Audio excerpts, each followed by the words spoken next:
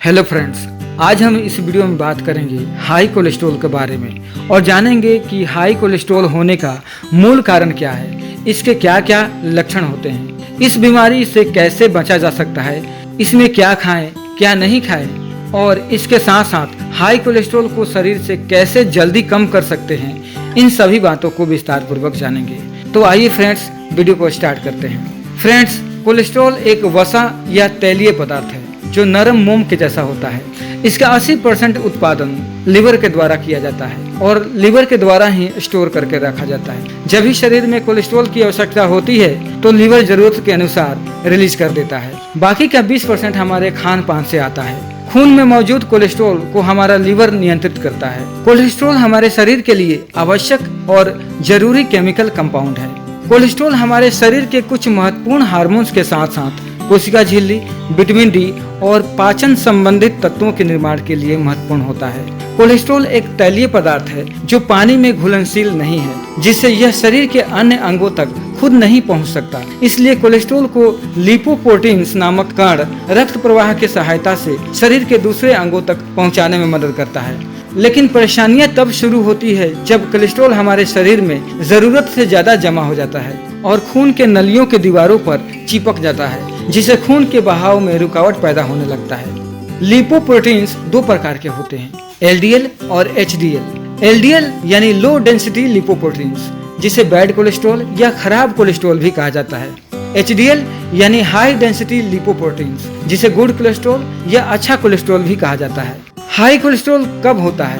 Friends, हमारे शरीर में एचडीएल यानी अच्छा कोलेस्ट्रॉल की कमी और एलडीएल यानी खराब कोलेस्ट्रॉल की अधिकता होने के कारण हाई कोलेस्ट्रॉल होता है।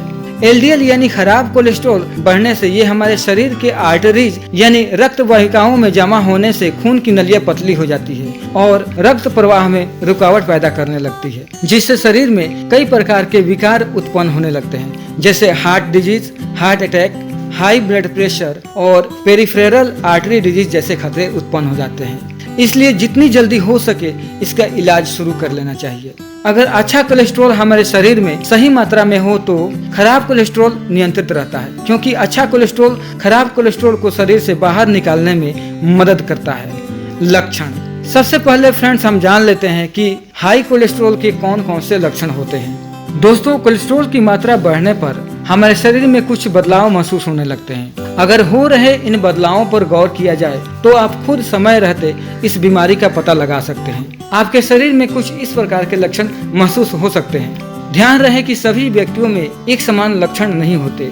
अलग अलग मरीजों में अलग अलग सिम्टम्स हो सकते हैं, जैसे ब्लड प्रेशर का बढ़ना, वजन बढ़ना, पैरों में लगातार दर्द होना, सीने में दर्द होना, बाइल निकलना, सांस फूलना, अधिक पसीने आना, मस्तिष्क में दर्द होना, जोड़ों में दर्द होना, धड़कनों का तेज होना, थकान महसूस होना। ये सभी हाई कोलेस्ट्रॉल के कुछ प्रमुख लक्षण हैं। अगर इस तरह के लक्षण आपको दिखाई दे तो तुरंत डॉक्टर की सलाह लें। कोलेस्ट्रॉल की जांच, खून में कोलेस्ट्रॉल की मात्रा का पता लगाने के लिए डॉक्टर्स लिपिड प्रोफाइल या लिपिड पैनल नामक ब्लड टेस्ट कराने की सलाह दे सकते हैं, जिसमें खून में एचडीएल और एलडीएल कोलेस्ट्रॉल की सही मात्रा का पता चल जाता है। हाई कोलेस्ट्रॉल होने का क्या कारण होते हैं? फ्रेंड्स, हमारा गलत खान पान एलडीएल यानी खराब कोलेस्ट्रॉल के बढ़ने के मुख्य कारणों में से एक है। अधिक वसा युक्त भोजन जिसमें सैचुरेटेड फैट की मात्रा अधिक हो तो खून में खराब कोलेस्ट्रॉल की मात्रा बढ़ जाती है, जैसे dairy products, meat, palm oil, अंडा, खासकर उसके पीले वाला भाग, नारियल तेल, मक्खन, बहुत ज्यादा तली भुनी चीजें, बेकरी, प्रोसेस्ड फूड और इसके अलावा ट्रांस फैट में तले हुए उत्पादों का अधिक सेवन करने से खून में बैड कोलेस्ट्रॉल की मात्रा बढ़ जाती है। जीवन शैली, फ्रेंड्स, हमारे गलत जीवन शैली भी खराब कोलेस्ट्रॉल के बढ़ने के मुख्य कारणों में से एक है। कोई व्यक्ति अपने दिनचर्या में कोई शारीरिक परिश्रम या शारीरिक रूप से एक्टिव नहीं रहता हो और हमेशा बैठा रहता हो तो खून में अच्छा कोलेस्ट्रॉल कम होने के साथ खराब कोलेस्ट्रॉल की मात्रा बढ़ने लगती है। इसके अलावा कुछ बीमारियों के कारण भी खून में कोलेस्ट्रॉल की मात्रा बढ़ जाती है, जैसे कि हाइपोथायराइडिज्म यानी थायराइड ग्रंथि का कम काम करना, kidney disease, diabetes, HIV, PCOS और ऑटो इम्यून बीमारियां जैसे सोराइसिस, रूमेटाइड अर्थराइटिस आदि बीमारियों के कारण खून में कोलेस्ट्रॉल की मात्रा बढ़ जाती है। सावधानियां। दवा के साथ साथ कुछ सावधानियां खान पान व रहन सहन के तौर तरीकों में बदलाव लाकर भी कोलेस्ट्रॉल को कंट्रोल किया जा सकता है, क्योंकि खान पान व रहन सहन के तौर तरीकों के बिगड़ने की वजह से ही विशेष रूप से शहरी लोग हाई कोलेस्ट्रॉल के शिकार हो रहे हैं। डॉक्टर की सलाह के अनुसार अपने खान पान और जीवन शैली में परिवर्तन करें। नियमित एक्सरसाइज के अलावा जॉगिंग, स्विमिंग, डांसिंग और एरोबिक्स करें। बिल्डिंग के छतों पर चढ़ने के लिए लिफ्ट की बजाय सीढ़ियों का इस्तेमाल करें। शरीर का वजन बढ़ने न दें। शरीर की एक्स्ट्रा कैलोरीज जलाएं, यानी ज्यादा से ज्यादा पैदल चलें। जो लोग चिकनाई वाले भोजन कम लेते हैं उनके शरीर में बैड कोलेस्ट्रॉल बढ़ने की समस्या कम ही देखने को मिलती है। यदि आपको जरा भी दिल से जुड़ी बीमारी होने की आशंका हो तो तुरंत डॉक्टर की सलाह लें। क्या खाना चाहिए?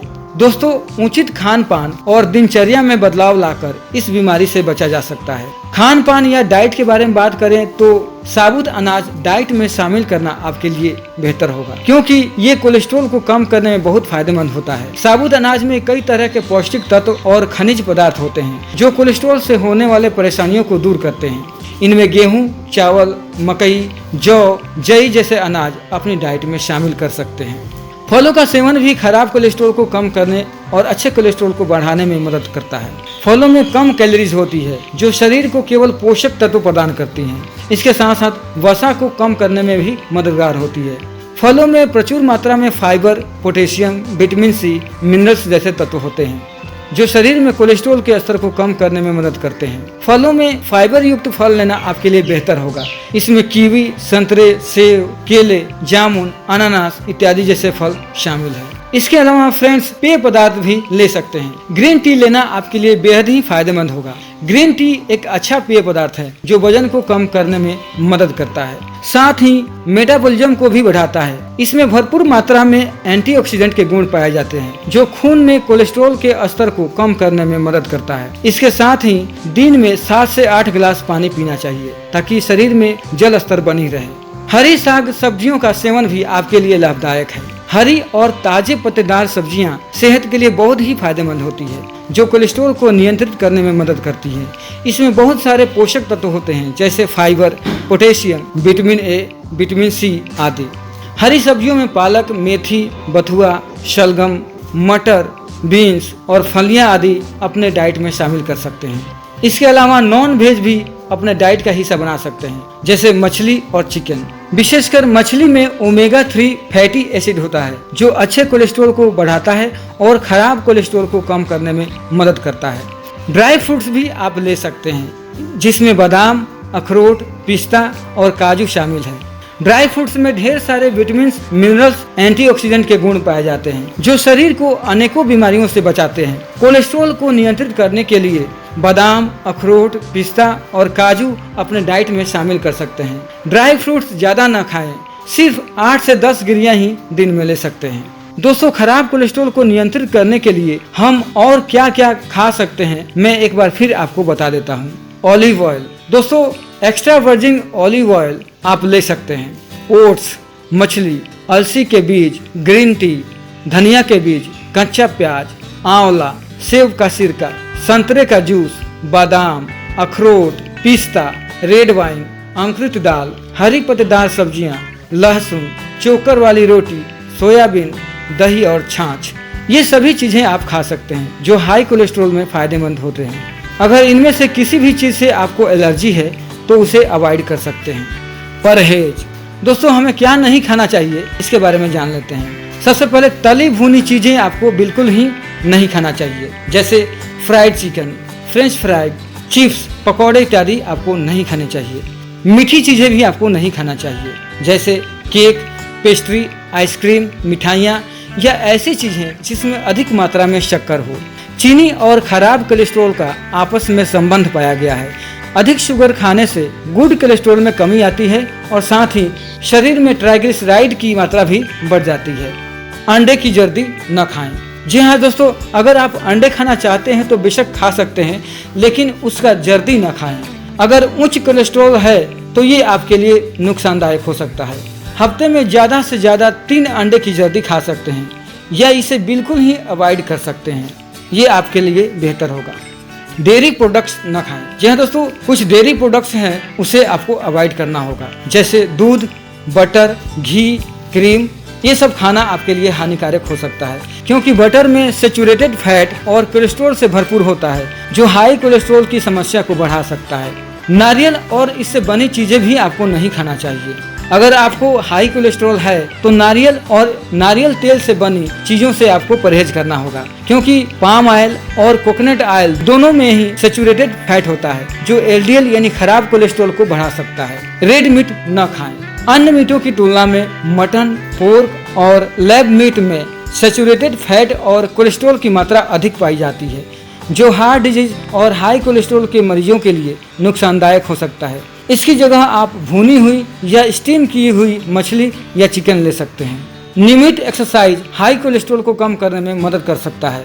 एक अध्ययन से मिले परिणामों के अनुसार तेज गति से चलना हाई कोलेस्ट्रॉल और हाई ब्लड प्रेशर को कम करने का एक बेहतर एक्सरसाइज है। तेज गति से चलना कोलेस्ट्रॉल की समस्या को कम करने में आपकी मदद कर सकता है। तेज गति से चलने वाले और तेज गति से दौड़ने वाले लोग एक समान कैलोरी बर्न करते हैं। कम से कम रोजाना 30 मिनट तेज गति से चलना चाहिए। रनिंग और जॉगिंग करना भी कोलेस्ट्रॉल कम करने की सबसे बढ़िया एक्सरसाइज मानी जाती है।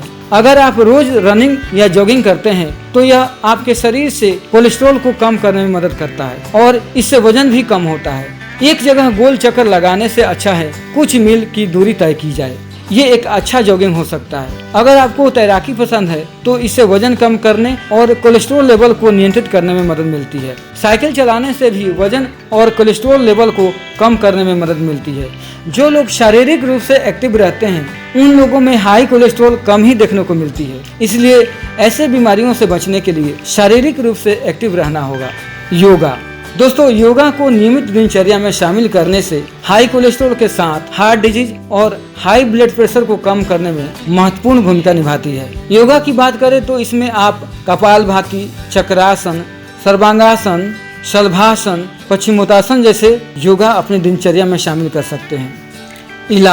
इलाज के बारे में बात करें तो इसके लिए डॉक्टर से सलाह लेना बहुत ही जरूरी है, क्योंकि हर पेशेंट की उम्र और बीमारी की गंभीरता अलग अलग हो सकती है। लेकिन वीडियो में बताए गए सावधानियों पर गौर किया जाए तो हाई कोलेस्ट्रॉल और इससे जुड़ी परेशानियों को कम किया जा सकता है। तो फ्रेंड्स, ये था हाई कोलेस्ट्रॉल से जुड़ी कुछ महत्वपूर्ण जानकारियाँ, जिसे अपनी जीवन शैली में बदलाव लाकर इस बीमारी से खुद को बचाव किया जा सकता है। फ्रेंड्स, अगर आपको या आपके फैमिली में किसी को भी हाई कोलेस्ट्रॉल की समस्या है तो उन्हें कौन कौन से लक्षण महसूस होते हैं, आप इस वीडियो के नीचे कमेंट के जरिए औरों से साझा कर सकते हैं। और इसके साथ साथ आप कौन से बीमारी पर वीडियो देखना चाहते हैं नीचे कमेंट करके बता सकते हैं। मैं इसके ऊपर वीडियो बनाने की कोशिश करूंगा।